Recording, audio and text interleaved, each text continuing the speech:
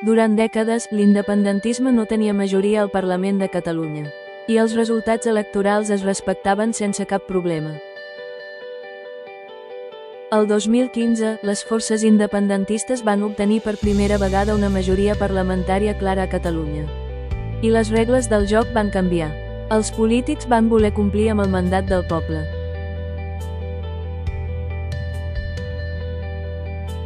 L'Estat va aplicar l'article 155, va suspendre l'autonomia, va intervenir el govern i va empresonar i exiliar els seus líders. La conclusió que molts extreuen és clara: la democràcia funcionava bé mentre produïa els resultats esperats per l'Estat. Aquesta asimetria no és un argument polític d'un bàndol. És un fet documentat amb sentències, diaris oficials i decisions judicials verificables. Segueix CatFutur.